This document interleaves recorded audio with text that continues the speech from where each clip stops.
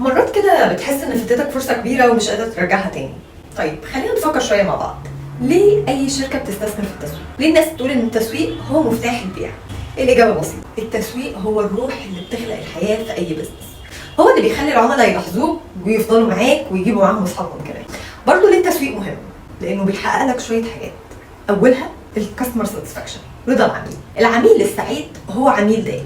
لو العميل عايش تجربه ممتازه هيرجع تاني ويجيب لك معاه اصحابه. لو انت قادر تضمن ان العميل بتاعك مبسوط ومرتاح هتقدر تبني علاقه قويه جدا معاه. تاني حاجه انه بيعمل لك ميزه تنافسيه. لازم شركتك تظهر وتكون مميزه عن المنافسين، سواء في جوده المنتج، السعر، خدمه العملاء او التسويق.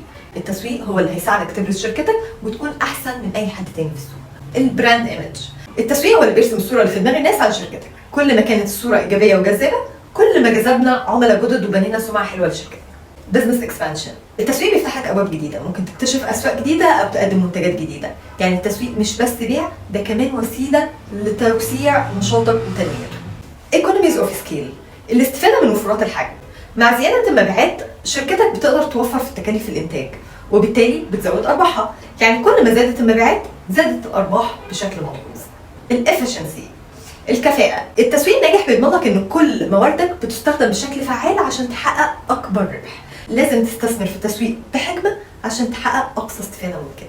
تحقيق اهداف الشركة التسويقية، التسويق بيساعدك توصل لاهدافك سواء كانت زيادة المبيعات او التوسع في السوق. اوبتيمال ريسورس يوز، الاستخدام الامثل للموارد. كل جنيه بتصرفه في التسويق لازم يحقق فايدة. يعني لازم تستثمر بذكاء وتحقق نتائج حلوة من كل قرش تصرفه. البراند لويالتي، ولاء العلامة التجارية، هي هيفضل معاك طول الوقت حتى في وقت المنافسة.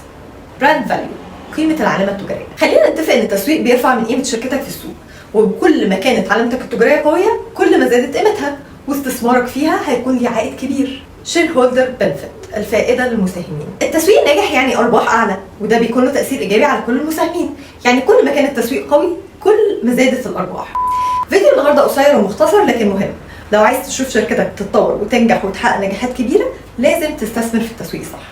ده مش بس هيفيدك في تحقيق اهدافك لكن كمان هيساعدك تبني سمعة قوية ويجيب لك عملاء جداد.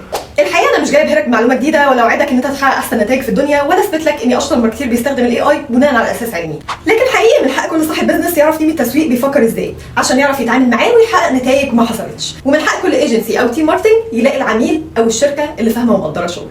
عشان كل الاسباب دي عملت لك كورس ديجيتال ماركتنج ماستري.